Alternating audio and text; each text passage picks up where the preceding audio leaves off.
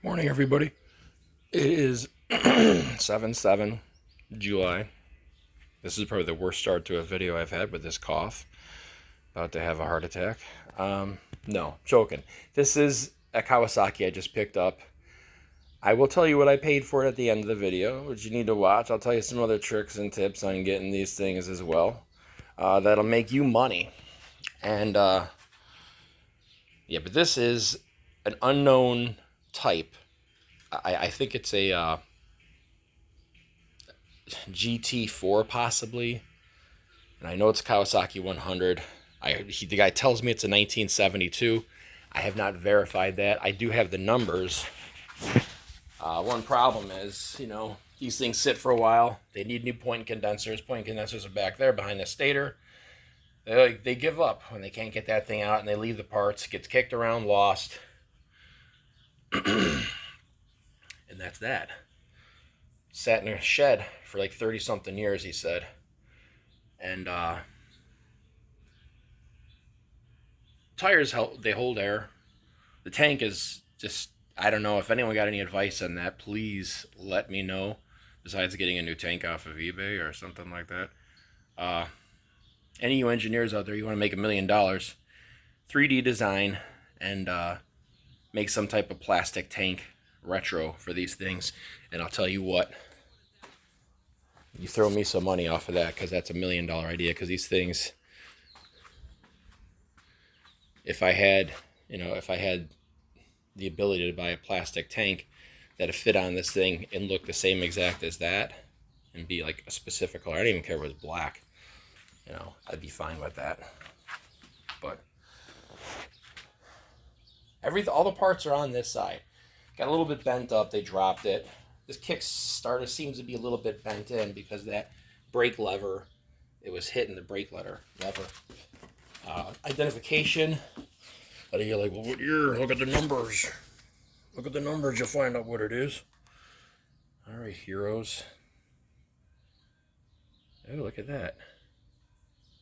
It looks like a KD100. Oh, let's learn together. KD100M 026 or 830 something. I don't know. You could tell me. How's that? But here's the other good sticker on there. And here's that.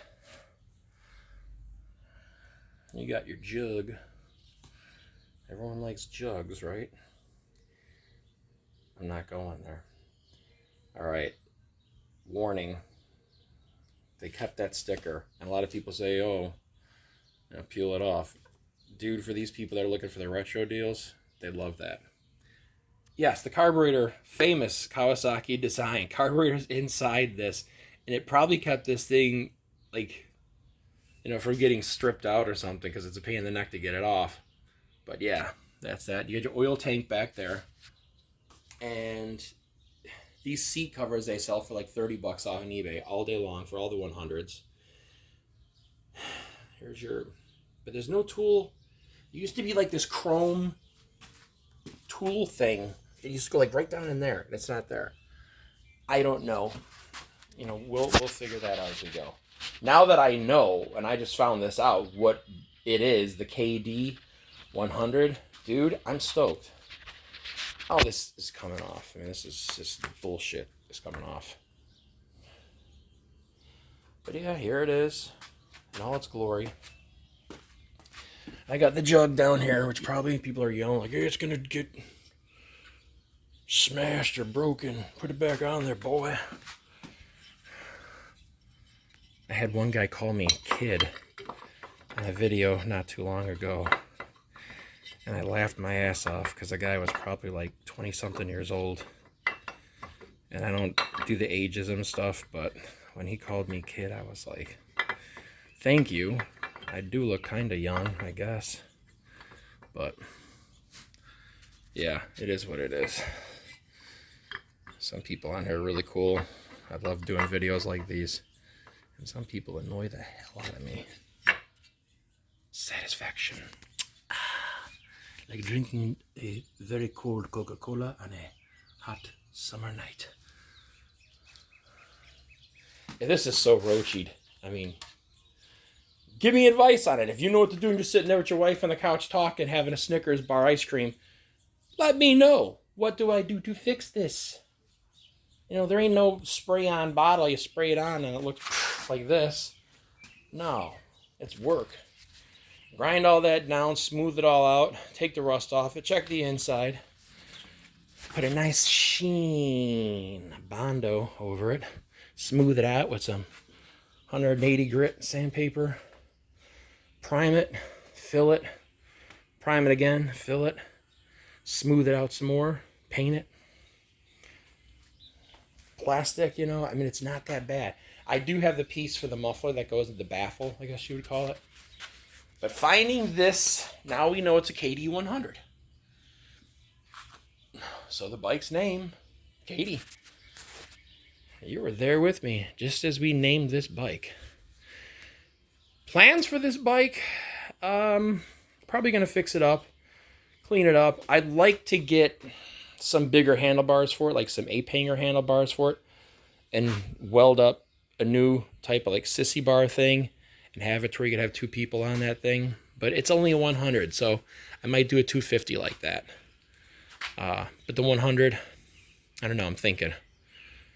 One time I bought one like this, it was a GT4. I went to a swap meet. Guy had a couple Harley seats. He gave me one for like $10. It was like a big fat boy. I sucked that sucker on the back of there. And my one buddy who was kind of heavy, you know, he was like 5'6", 5'7" though. But he bought it, and I traded him a trailer too. He loved the thing. And yeah, it's a 2-cycle. You got the 2-cycle oil thing over here. But you could do so much with these things for so little cost. And then you got these little pit bikes, you know, they're cheap too. But this is vintage, man. We grew up, you know, I'm 50 years old. We grew up with these things. Man, I mean, we would go out, like, you watch the Virginian and you watch Laramie, like, they go out on posses. We'd go out on these and posse up. Like in Mad Max. We'd be behind the I&M shipping canals, rolling 5-6 hours at a time, you know. Stop every couple hours, camp here for a little bit, have some food. You know, shoot the shit, tell stories. Just have a good time, man. Live life instead of being on a, you know, stupid computer video game. I'm not against video games either, but you got to find that balance, man. You ride these things all the time, you're bound to get killed. They're dangerous. A lot of people think they're not, but one of my best friends, a guy who taught me a lot about these things, Danny Samuels, he died 2007 or 2006, 7/7. He was killed in Shiloh, Tennessee, riding one of these things on the street. And he was one of the best persons you could know. One of the best men you could have as a friend. He had challenges with drugs and alcohol, but I'll tell you, he was just a good guy. Even when he was drunk at times, he was, you know, awesome guy, but he had a lot of challenges. But he beat him, started a family, was doing really good down there, and was riding home on a Friday night to get his dinner with his wife and be with his family. His wife was pregnant with their soon-to-be son, Danny Jr., and well, Dan Sr., he was hit, he was killed, and it was it affects me every day. I think about the guy, and a lot of our friends, it was a big loss for us. So be careful on these things, man. They're not toys, you know. They're not. You have fun with them, but you respect them, and you respect the area around you. And you got people on cell phones now. It's a little bit different. It's a little bit different than it was back then. And these kids buy these things, even adults buy these things. I've seen it growing up, and they just instantly assume, well, I know how to ride. And then they end up getting hit, get killed, or get really messed up. And yeah, it could be tragic. So gotta respect them. All right, enough of the safety stories in the you know, flashback. But I've had a lot of good times, and I'm thankful that I've had good times in these. But there's a lot of times I just knew, slow it down. Just like when you're driving a car, you know, every 10 miles faster you go, you increase your odds by 50% of getting killed.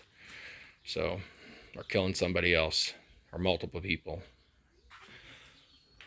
Man, it's like a uplifting but bummer kind of video. Throw me a like, man. Throw me a like. You guys that lost people on these things and got messed up on them, you know, you understand. For the ones that haven't, well, I hope you don't find out, because vintage, baby. Because it could be hard. I lost a lot of people. Nicky Coors, great guy. Ben Aldaco. Mario, lost him. And, you know, Daniel George Samuels, July 7th or July 6th, 2007 or 2006. So I know the dates. It's kind of I just realized that this morning. But, yeah. All right, guys, be safe out there. And, you know, if anything, buy them, fix them, inform the people about the dangers and hazards of these things, and but the fun, too, because there's a really nice high side to it. All right, thanks a lot. Have a good day.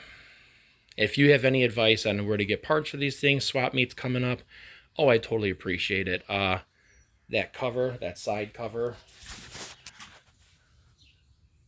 looking at that, and you know, I need a lot of stupid little parts. Where back in the day, I'll go to Nedlow's house. He's got all kind of junk for them things. His broken. He don't run it no more. He twisted the frame on it. This is the most important thing I get, though. And I don't know what the deal is. I don't know. I think that's the actual pooler, because I can't see this case coming out this far, man. I think he's got a pooler stuck on there, which I've never seen that before, but I guess I got a dirt bike with a pooler. Now, I said I told you I would tell you the price. I'm going to tell you what I paid for it. He wanted $350. He went down to $3. And then I saw it, and my wife, she don't like when I buy this stuff, because you see I got a whole slew of little projects and little things I'm doing. Tree house we're building. Shed we're building. The window's done. Almost. But, yeah, that almost. So it's like, she gets kind of mad when I buy these things. But this, I'll put together really quick. I paid $120. $120. I was nice about it, you know. I told him, I said, look, my wife's going to kill me on this, but I'd be willing to offer 100 cash or 120. First I said 90, then I went up to 120 after he didn't respond to me. And I was nice about it, though. You don't put, 90 cash. You have to be decent about it. Let them know this is what I feel it's worth. You know, if you're willing to do it, great. If not, no big deal. But if it's what it is in the picture, I will do $120 cash. And I won't go sitting there and poking and prodding things and trying to devalue it more. It was a standing offer. I went there, I honored it, and he honored me. And, really good guy, Mr. Morgan. And, yeah, I'm happy. And he's happy too. He got it out of his shed. And life is good. All right, thanks, guys. Take it easy. Please throw a like on this thing. And share it if you got. And comment. Let me know. If you could find me one of them parts or steer me in the right direction, or if that is an actual gear puller on there, which I think it is, I'd appreciate it. Thanks. Have a good Friday. Be safe.